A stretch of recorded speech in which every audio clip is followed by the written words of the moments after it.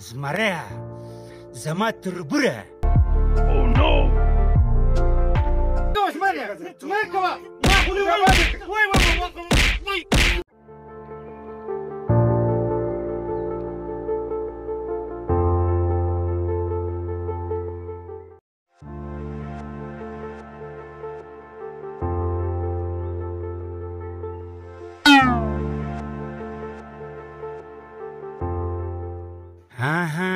زمریا زما تربوره، ته به په سایکل ګرځې او زه به پیاده ګرځم.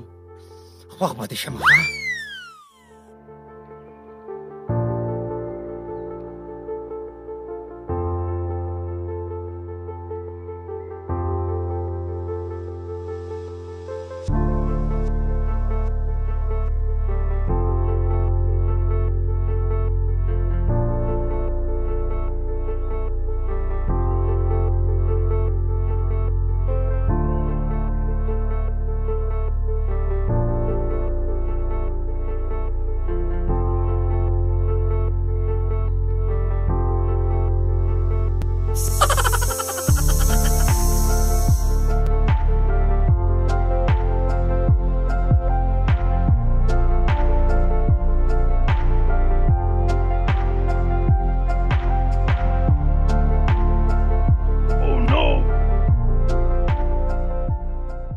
خدایه چې دا چا پنچر که ما خو همدا اوس روغ ودرو.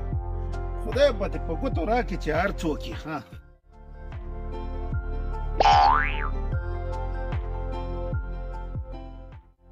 پته درته ولګېږي زمریا چې د چا سره د سر خوړلی، د نري سره، د تربور سره. خیر خو د لاړو پنچر شو، سایکل دې اوس ګرځوه پیاده.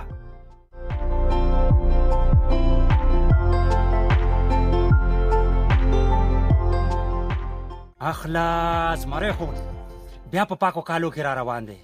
وای نریانو تربور به دې په پاکو کالو کې ګرځي او نری ته به په ګنده کالو کې ګرځي. زه به دې خوښ شم ودرېږه. دا ولې دا څه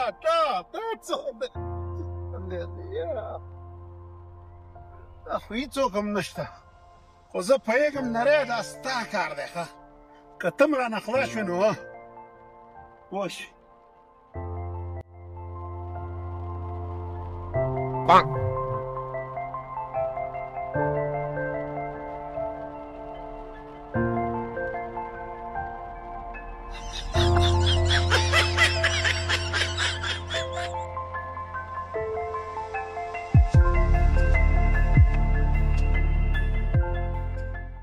خدایا دغه څوک دی چې دغه ظلم را سره کوي؟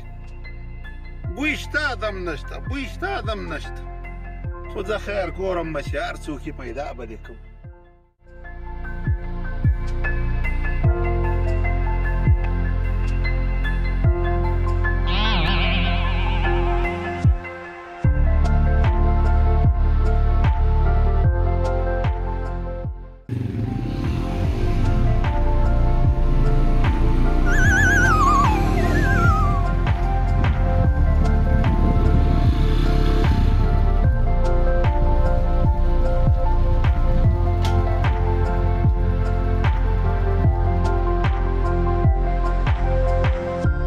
السلام علیکم. وعلیکم السلام. سلام مرشد.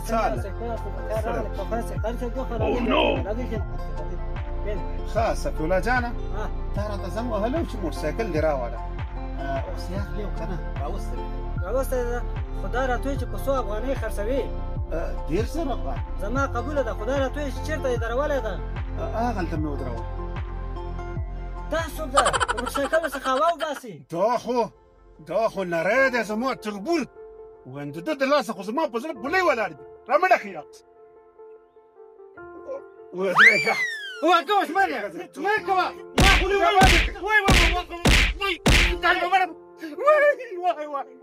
درېږه چې پته درته ولګي.